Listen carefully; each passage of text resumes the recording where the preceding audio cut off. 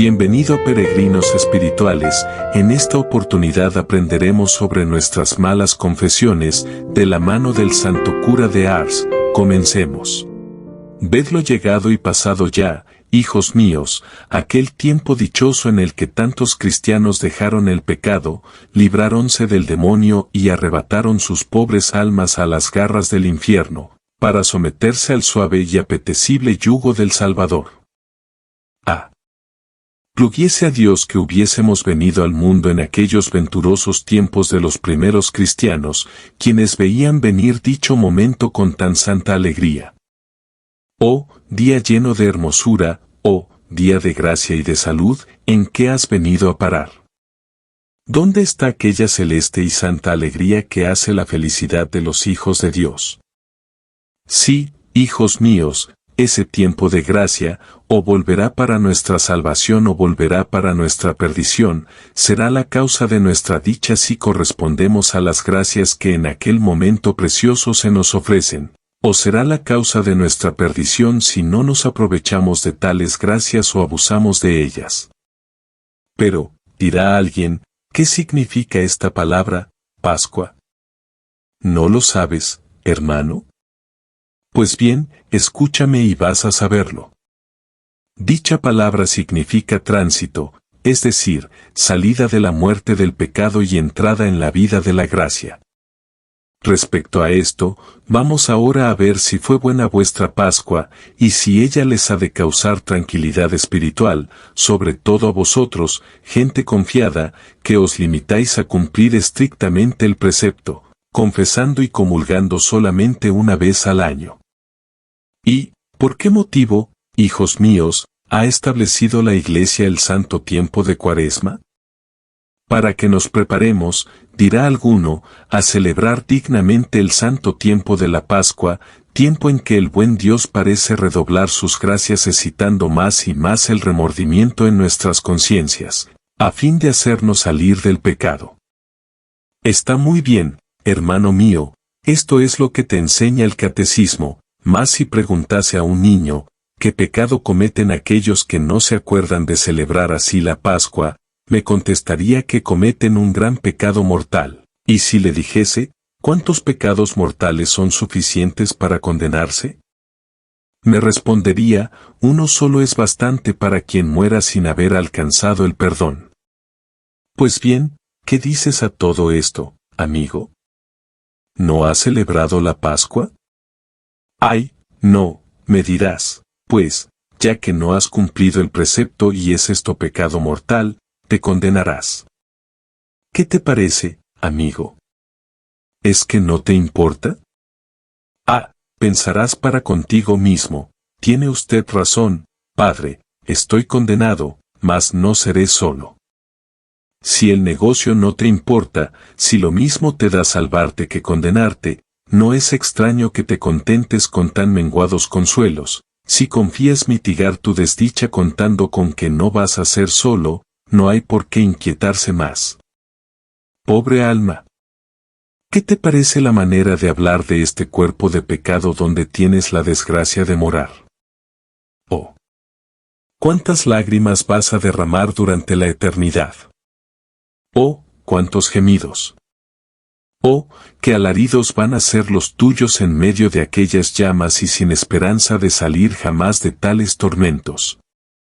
Oh, desgraciado, haber costado tanto a Jesucristo y haberte separado para siempre de Él. ¿Por qué, hijos míos, habéis dejado de celebrar la Pascua? Porque así lo he querido, me dirá alguno, mas si mueres en ese estado, te condenarás. Tanto peor, pues dime, ¿crees que tienes alma? Sé muy bien que la tengo, ¿acaso, empero, piensas que después de la muerte todo habrá acabado? Tú piensas para contigo mismo, sé muy bien que nuestra alma será feliz o desdichada, según que en este mundo haya obrado bien o haya obrado mal. ¿Y qué es lo que puede hacerla desdichada? El pecado, me dirás. Sí, pues, te conoces culpable de pecado, he de concluir afirmando que estás condenado. ¿Acaso has venido, hijo mío, una vez o dos a confesarte. Más te has detenido ahí. ¿Por qué esto? Es que no has querido corregirte, es que prefieres vivir en pecado y condenarte, a dejar el pecado para ser salvo. ¿Quieres condenarte? Pues bien, no te inquietes, te condenarás. Y tú, hermana mía, has dejado transcurrir el tiempo pascual sin confesarte, has vivido en pecado durante la Cuaresma y también durante la Pascua. ¿Por qué esto? He aquí la razón, porque no tienes religión, porque has perdido la fe, porque, en fin, mientras aguardas tu caída en las llamas eternas, no piensas más que en disfrutar un poco en el mundo. Un día nos veremos, hija mía, sí, entonces contemplaremos tu desesperación y tus lágrimas, yo te reconoceré, a lo menos así lo creo, mas tú estarás perdida, tuya habrá sido la culpa. Sí, hijos míos, echemos un velo sobre todo esto, dejemos ocultas todas esas miserias en las tinieblas, hasta el día del juicio. Examinemos ahora qué tal sea la confesión y la comunión de aquellos que se contentan con recibir dichos sacramentos una vez al año, y veremos si tienen motivo bastante para quedar tranquilos. Si para hacer una buena confesión, amigo mío, bastara pedir perdón a Dios, declarar los pecados y practicar algunas penitencias, el pecado, que la religión nos presenta como un monstruo, no sería ciertamente cosa que tanto nos hubiese de espantar, nada fuera más fácil que reparar la pérdida de la gracia de Dios y seguir el camino que conduce al cielo, y sin embargo, el mismo Jesucristo nos habla de él, como de una cosa en extremo difícil. Oíd lo que dijo a aquel joven que le preguntó si serían muchos los que se salvarían, y si era muy costoso y áspero el camino que conduce al cielo. ¿Qué le contesta el Salvador? Oh, cuán estrecho es ese camino. Oh, cuán pocos son los que lo siguen. Oh, cuán pocos, de entre los que empiezan, llegan hasta el término. En efecto, hijos míos, después de haber vivido un año sin inquietud ni molestia, no ocupándoos más que de los negocios temporales, de vuestras riquezas o bien de vuestros placeres, sin preocuparos de la enmienda de vuestros defectos, sin poner diligencia alguna en adquirir las virtudes de que estáis faltos, vendréis únicamente durante la quincena de la Pascua, siempre lo más tarde posible, a contar vuestros pecados cual si narraras una historia, leeréis algunas oraciones en un libro o las rezaréis de memoria durante un tiempo más o menos largo. Y con esto se acabó todo. Retornaréis a vuestra ordinaria manera de vivir, volveréis a hacer lo que hacíais, viviréis como de costumbre. Se os veía en las tabernas y casas de juego, y en los mismos lugares se os verá, se os halló en los centros de baile y danza, y en dichos puntos se os volverá a encontrar, y así podemos decir de todo lo demás. En las Pascuas venideras, repetiréis lo mismo. Y así continuaréis hasta la muerte. En otros términos, el sacramento de la penitencia, en el cual parece que Dios se olvida de su justicia para no manifestar más que su misericordia, no será otra cosa para vosotros que un juego o un entretenimiento. Muy bien comprendéis, amados míos, que, si vuestras confesiones no tienen cosa mejor, podéis rectamente concluir que no valen nada, para no decir otra cosa. 2. Pero para confirmar vuestra convicción sobre este punto, examinémoslo más de cerca. Para hacer una buena confesión, que pueda reconciliarnos con Dios, es preciso que detestemos nuestros pecados de todo corazón, no solo por el motivo de vernos obligados a declarar al sacerdote cosas que quisiéramos ocultar a nosotros mismos, sino además por el pesar de haber ofendido a un Dios tan bueno, de haber permanecido tanto tiempo en pecado, de haber despreciado todas aquellas gracias por las cuales Él nos inducía a salir de la culpa. Esto es, hijos míos, lo que ha de hacernos derramar lágrimas y quebrantar nuestro corazón. Dime, amigo, si tuvieses ese verdadero dolor, ¿no te apresurarías a reparar el mal que lo ocasiona, y a ponerte rápidamente en gracia de Dios? ¿Qué haría un hombre que en un arrebato hubiese reñido con su amigo, pero, reconociendo su falta, se arrepintiese enseguida? ¿No buscaría presto la manera de reconciliarse? Si su amigo diese algunos pasos a tal objeto, ¿no aprovecharía, por ventura, la ocasión? Mas si, por el contrario, desdeñase todas las ocasiones propicias, no tendríamos razón para afirmar que le es indiferente vivir bien o mal con aquella persona. La comparación salta a la vista. Aquel que tiene la desgracia de caer en pecado, ya sea por inconsideración o debilidad, ya hasta por malicia, si tiene un verdadero remordimiento, ¿podrá permanecer mucho tiempo en aquel estado? ¿No recurrirá prontamente al sacramento de la penitencia? Por el contrario, si persevera un año en pecado, y mira con pena la llegada del santo tiempo pascual, porque en él hay que confesarse, si lejos de presentarse ante el tribunal santo, al comenzar la cuaresma, a fin de disponer de algún tiempo para hacer penitencia, y no pasar tan súbitamente del pecado a la sagrada mesa, si no quiere que se le hable de confesión más que por la Pascua, y aún procura diferir esta confesión, esperando la última quincena, en cuyo tiempo se presentará con disposiciones análogas a las de un criminal que es conducido al patíbulo. ¿Qué significa todo esto, amigo mío? Helo aquí. Esto quiere decir que, si el tiempo pascual se prorrogase hasta la Asunción, no te confesarías más que aquel día, o si dicho tiempo no llegase más que cada 10 años, solo cada 10 años confesarías tus pecados. Y finalmente, si la Iglesia no te impusiese tal precepto, no te confesarías hasta la hora de la muerte. ¿Qué te parece de esto, hermano mío? ¿No indica ello que no es el dolor de haber ofendido a Dios lo que te induce a confesarte, ni el amor de Dios lo que te lleva a celebrar la Pascua? Ah, me dirás, algo es algo, al obrar así no es sin saber el por qué.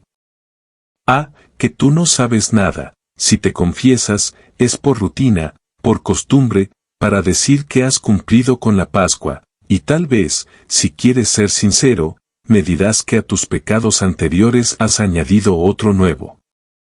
No es, pues, el amor de Dios, ni el pesar de haberle ofendido, ni tan solo el deseo de llevar una vida más cristiana lo que te hace confesar y cumplir con el precepto pascual. He aquí la prueba: si amases a Dios, ¿cometerías con tanta facilidad y hasta con tanto gusto el pecado? Si tuvieses al pecado el horror que debes, ¿podrías aguantarlo un año entero en tu conciencia? Si tuvieses un verdadero deseo de llevar una vida más cristiana, ¿no se observaría a lo menos un pequeño cambio en tu manera de vivir? No, hijos míos, no quiero referirme ahora a aquellos desgraciados que solo declaran una parte de sus pecados, por temor de no poder cumplir la Pascua o de ser despedidos sin absolución, tal vez para cubrir su vida vergonzosa con un velo de virtud. Los que en tal estado se acercan a la sagrada mesa, van a consumar su reprobación, entregar su Dios al demonio y vomitar su alma maldita al infierno. No, yo me atrevo a esperar que esto no va con vosotros. Sin embargo, he de insistir en afirmaros que las confesiones de un año para otro nada tienen de tranquilizadoras. Tal vez me dirá alguno: ¿qué debe hacerse para que una confesión sea buena? ¿Lo quieres saber, amigo? Helo aquí. Escúchame, y verás si vives o no en seguridad. Para que tu confesión merezca el perdón de los pecados, precisa que sea humilde y sincera, que vaya acompañada de un verdadero dolor causado por la pena de haber ofendido a Dios, y no por solo las penas que el pecado merece, y que al dolor acompañe un propósito firme de no pecar más en lo futuro. Considerando esto, digo yo que es muy difícil hallar todas estas disposiciones en aquellos que solo se confiesan una vez al año, y ahora vais a verlo. ¿Qué viene a ser un cristiano a los pies del sacerdote, haciendo allí confesión de sus pecados? Es un pecador que viene con el corazón contrito de dolor, y se arroja a las plantas de su Dios como un criminal ante su juez, para acusarse a sí mismo e implorar su perdón. ¿Cómo se acusará? Vedlo aquí, soy un criminal indigno de que me llaméis hijo. Hasta el presente, he vivido de una manera totalmente opuesta a lo que la religión me ordenaba, para todo cuanto se refería al servicio de Dios. No he tenido más que desdenes. Los santos días de fiesta y los domingos han sido para mí días de placer y desorden, o para decirlo de una vez, hasta el presente nada hice aprovechable, estoy perdido y condenado, si Dios no tiene piedad de mí. Tales son, hijos míos, los sentimientos de un cristiano que tiene horror al pecado. Mas, decime, ¿es así como se acusan aquellos que tienen en poco el permanecer 12 meses en pecado, y encuentran siempre demasiado temprana la llegada de la Pascua? ¡Ay! Dios mío, vos veis con cuánta displicencia hacen esos pobres desgraciados la confesión de un año de su vida. Oh, no, amigo, no es un criminal lleno de vergüenza y penetrado del dolor de haber ofendido a Dios, que se humilla, que se acusa a sí mismo, que implora un perdón del cual se reconoce infinitamente indigno. Si no me atreveré a decirlo, un hombre que parece contar una historia, narrándola mal, desfigurándola, procurando aparecer lo más inocente posible. Escuchadle, no fue él quien cometió tal pecado de impureza, fue otro que le solicitó, como si él no fuese dueño de seguir o no su consejo. No fue él quien montó en cólera, fue su vecino que le dirigió una palabra picante. Faltó a la misa, es verdad, mas fue por culpa del compañero. Una vez comió carne en día prohibido, mas, si no se le hubiera incitado a ello, no lo habría hecho. Ha hablado mal, pero es por causa del que se hallaba junto a él. Digámoslo mejor, el marido acusa a la mujer al marido, el hermano a la hermana, y la hermana al hermano, el amo al criado, y el criado procura en todo lo posible descargarse en el dueño. Al rezar el Confiteor se acusan ellos mismos, ya que dicen, por mi culpa, 2 minutos después, excúsanse ellos y acusan a los demás. Ni humildad, ni sinceridad, ni dolor, tales son las disposiciones de aquellos que solo se confiesan una vez al año. Por la manera de declarar sus pecados, el pobre sacerdote comprenderá claramente la falta de disposiciones para recibir la absolución. ¿Quiere acaso dilatar esta por algún tiempo, a fin de evitar un sacrilegio? Escuchadlos, comienzan por quejarse diciendo que no disponen de tiempo para volver y que otro día no van a estar mejor preparados, y acabarán diciéndoos que, si no se los quiere escuchar hoy, irán a otro menos escrupuloso, que los despachará sin reparos, como si el confesor no pudiese vivir sin ellos, pobres ciegos. Juzgad, pues, después de lo dicho, cuáles sean sus disposiciones. El sacerdote ve muy claramente, por la manera como se acusan, que aquellas confesiones no son íntegras, que aquellos infelices no lo declaran todo, vese precisado a hacerles 1000 preguntas, no declaran ni el número ni las circunstancias que cambian la especie. Hay ciertos pecados que ellos quisieran pasar por alto, mas tampoco se atreven a callarlos completamente. ¿Qué hacen entonces?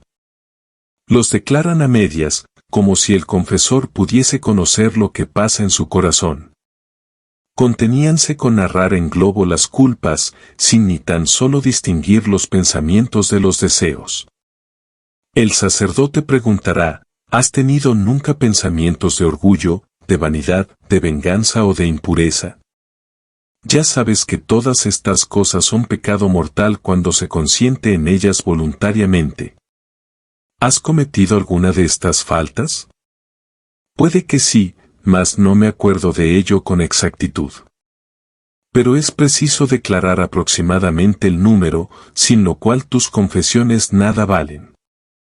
Ah, Señor, ¿cómo queréis que me acuerde de todos los pensamientos que he tenido durante un año?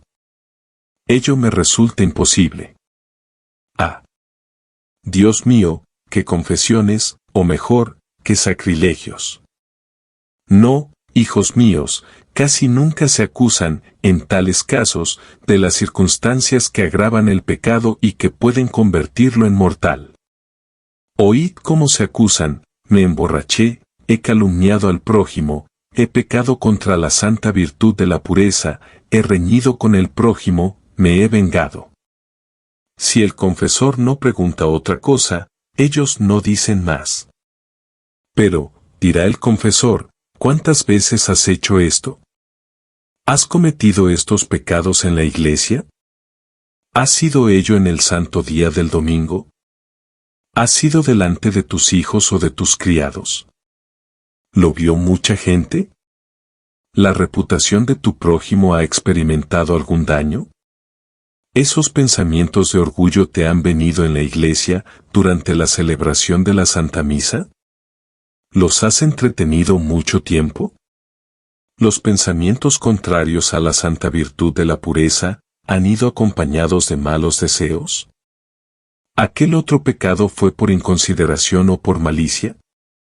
¿Has, tal vez, añadido pecado sobre pecado, pensando que lo mismo te costaría acusarte de pocos que de muchos? Hay otros que, no contentos con omitir todo detalle en sus confesiones, os dicen que no tienen nada que reprocharse, que no tienen tiempo, que les es preciso marcharse enseguida. No tienes tiempo, amigo, vete, pues. Lo mismo da que te quedes o te vayas. Oh, Dios mío. ¿Qué disposiciones? Oh, Dios mío. ¿Son esos tales, pecadores que vienen para llorar sus culpas? Hay que reconocer, no obstante, que algunos hacen todos los posibles para examinarse bien, y declaran sus pecados del mejor modo que pueden, mas con tanta indiferencia, con tal frialdad, con una tan grande insensibilidad, que desgarra el corazón del pobre sacerdote. Nada de suspiros, nada de gemidos, nada de lágrimas. Ni la menor señal de las que indican el dolor que causan los pecados. Y, con todo, para que el sacerdote les dé la absolución, es preciso que quede persuadido de que están en mejores disposiciones que las que manifiestan. Bien sé que las lágrimas y suspiros no son señal infalible de contrición y conversión, no es raro ver gentes que lloran sus pecados en el tribunal de la penitencia, y no por ello son mejores cristianos. Mas también es muy improcedente narrar con tanta frialdad e indiferencia lo que debe necesariamente entristecernos y excitar nuestras lágrimas. Si un hombre tuviese la seguridad de alcanzar el perdón con tal que confesase su crimen, inútil es decir que lo haría dejando correr abundantes lágrimas, siquiera por la esperanza de que su exterior logrará mover el corazón del juez que ha de perdonarle. Ved lo que hace un enfermo: cuando descubre al médico sus llagas, no tardaréis a oír sus gemidos y veréis surcado por las lágrimas su rostro. Mirad lo que hace un amigo al contaros sus penas, su gesto, el tono de su voz, la manera de expresarse, todo en él os pinta su tristeza y dolor. ¿Por qué, hijos míos, nada de todo esto aparece cuando nos acusamos de los pecados? ¿No lo has notado, amigo mío? ¿O quizá a menudo te habrás admirado de ello? Pues voy ahora a indicarte la razón: es que tu corazón no está más conmovido que tus palabras, es que tu interior se parece al exterior, tus pecados no te causan mayor dolor del que das muestra. Lo cual no es difícil de comprender, al considerar que, después de haber cumplido el precepto pascual, te manifiestas tan poco cristiano, no eres ni más bueno, ni menos pecador que antes. 3. Hemos dicho que el pesar de haber ofendido a Dios, cuando es sincero y verdadero, debe incluir en sí necesariamente la voluntad de no volver a pecar, y si tal voluntad es sincera, nos llevará a ser vigilantes sobre nuestros actos, a arrepentirnos de los malos pensamientos, sean de venganza, sean de impureza, tan pronto nos demos cuenta de ellos, a huir las ocasiones que nos inducen a pecar, a no omitir nada de lo que pueda corregirnos de los malos hábitos que hemos contraído.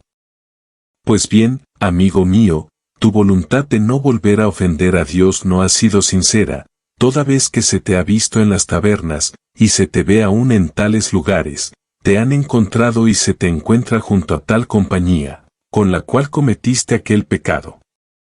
Has de convenir conmigo en que no hiciste esfuerzo alguno extraordinario para vivir mejor de lo que viviste durante el pasado año. ¿Por qué esto, amigo mío? ¿Por qué? Helo aquí, es que de ninguna manera deseas corregirte, es que tu confesión ha sido solo una mentira y tu contrición un simulacro de penitencia. ¿Quieres una segunda prueba? Aquí la tienes. ¿De qué te acusaste el año pasado? ¿De borrachera, de impureza, de orgullo, de cólera, de negligencia en el servicio de Dios? ¿Y de qué te has acusado este año? De lo mismo. ¿De qué te acusarás el año que viene, si vives? De lo mismo todavía. ¿Por qué esto, hijos míos? Porque no tenéis un deseo sincero de llevar una vida más cristiana, os confesáis como si fueseis a hacer un pago y poder decir que habéis cumplido la Pascua, o, si queréis decir la verdad, reconoceréis que os confesáis todos los años para añadir un nuevo pecado a los antiguos. Diciendo esto con franqueza, declararíais exactamente lo que habéis hecho. Y no os dais cuenta de que, en todo ello, hay de por medio el demonio que os engaña. Si el maligno espíritu os propusiese abandonarlo todo, a los que tenéis la costumbre de confesaros una vez al año, os repugnaría y no quisierais creerle. Por esto, para lograr teneros algún día en sus garras, se contenta con manteneros constantemente en vuestros malos hábitos. ¿Dudáis acaso de esto que os digo? Examinad vuestro comportamiento, y ved si, después de tantos años en que os confesáis por Pascua, os corregisteis del menor pecado. Hablaría mejor si dijese que cada año que pasa os hunde más y más profundamente en los abismos de la culpa. Pero, me diréis, todo esto no es, ciertamente, para animarnos a cumplir puntualmente el precepto de la Pascua. Está bien, ¿más para qué engañaros? Bastante hay con el demonio, para que haya de mezclarme yo en sus engaños. Os digo la verdad tal cual es, vosotros haréis lo que os parezca. Yo me porto con vosotros a semejanza de un médico en medio de una muchedumbre de enfermos, empieza por proponer a cada uno los remedios apropiados para restablecer su salud, a los que desprecian tales remedios, los deja de lado, mas a los que están dispuestos a tomarlos, los instruye acerca de la manera de practicarlo, les indica el provecho que les reportará el hacerlo según la forma y condiciones que él les prescribe, pero al mismo tiempo les hace ver el mal que tales medicinas les van a causar, si no practican todo cuanto les ordena, al servirse de ellas. Sí, hijos míos, yo hago lo mismo. Pongo a vuestra consideración cuán grandes sean los provechos que nos prometen los sacramentos, o, por mejor decir, os hago ver cómo, si no frecuentamos los sacramentos, no podremos nunca ver a Dios, y nos condenaremos irremisiblemente. A los que, ya por ignorancia, ya por impiedad, desprecian esos saludables remedios, los únicos capaces de reconciliarlos con Dios, los dejo de lado, como aquel médico dejaba a los enfermos que rehusaban sus remedios. Mas a los que expresan el deseo de valerse de ellos, es absolutamente necesario darles a conocer las disposiciones de que deben estar adornados. Tal vez, hijos míos, cuanto acabo de deciros, os causará cierta inquietud acerca de vuestras confesiones pasadas. Esto es lo que deseo de todo corazón, a fin de que, vivamente movidos por la gracia de Dios y excitados por los remordimientos de conciencia, aceptéis los medios que Dios os ofrece todavía para salir del pecado. Mas, dirá alguno, ¿qué debe hacerse para reparar todo aquello? ¿Quieres saberlo, amigo mío? Helo aquí. Has de comenzar de nuevo tus confesiones, desde el punto en que puedas juzgar que empezaste a hacerlas sin contrición. Te acusarás del número de confesiones y comuniones. Dirás también si disimulaste algún pecado y si hiciste algún esfuerzo para evitar las recaídas. Para que tus confesiones puedan consolarte, es preciso que cada una de ellas haya obrado en ti algún cambio, es preciso que hagas lo que nos dice el Evangelio del día de Pascua, hablando de Jesucristo, quien, una vez salido del sepulcro, jamás volvió a entrar en él. Lo mismo habéis de hacer vosotros, después de haber confesado vuestros pecados, jamás debéis volver a cometerlos. Es preciso que a los impulsos de cólera y a ese aire altanero con que os mostráis a la menor injuria, sustituyan en vuestro corazón la dulzura, la bondad y la caridad. Olvidabais vuestras oraciones de la mañana y de la noche, o se os veía hacerlas sin atención y respeto, si ahora habéis dejado verdaderamente el pecado. Todas las mañanas y todas las noches se os verá entregaros a la oración con aquella atención y aquel respeto que debe inspirar siempre la presencia de Dios.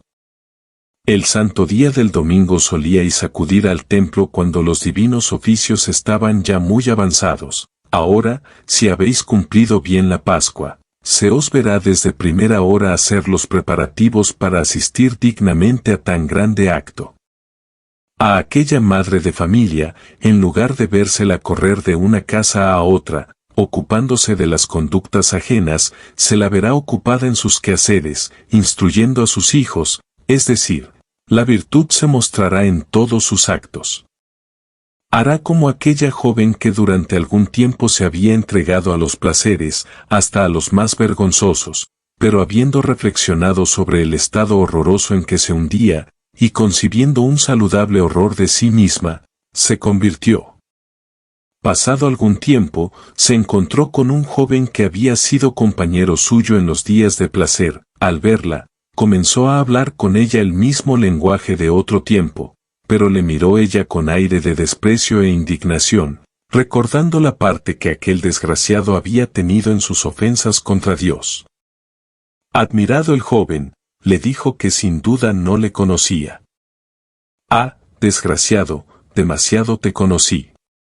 Veo muy bien que eres siempre el mismo, sepultado en el fango del crimen, mas yo, gracias a Dios, soy enteramente otra. He dejado ya para siempre ese maldito pecado que tanto había desfigurado mi pobre alma. Ah, no, morir primero 1000 veces antes que recaer en mis pasados crímenes». Oh. Hermoso ejemplo para un cristiano que ha tenido la desgracia de pecar. ¿Qué debemos deducir de todo esto? Vedlo, hijos míos, si no queréis condenaros, no os contentéis con confesar los pecados una vez al año, ya que, mientras os halláis en estado de pecado, corréis peligro de perecer en él y perderos por toda una eternidad. Si habíais tenido la desgracia de callar, por temor o por vergüenza, algún pecado, o si os confesasteis sin contrición y sin deseo de corregiros, o hasta si después de tantos años de confesaros no notáis cambio alguno en vuestra vida, deducid de aquí que vuestras confesiones nada valen, y, por consiguiente, no fueron otra cosa que sacrilegios y abominaciones que van a echaros en lo profundo del infierno. A aquellos que no cumplen el precepto pascual, nada tengo que decirles. Ya que, si quieren condenarse a toda costa, son ellos muy dueños de hacerlo. Lloremos su desgracia, roguemos a Dios por ellos, la caridad que para los demás hemos de tener, a ello nos obliga. Pidamos a Dios que no nos deje caer en tal ceguera. Resistamos valerosamente al mundo y al demonio. Suspiremos sin cesar por nuestra verdadera patria que es el cielo, nuestra gloria, nuestra recompensa y nuestra felicidad. Esto es lo que a todos deseo. Juan María Vianney, cura de Ars.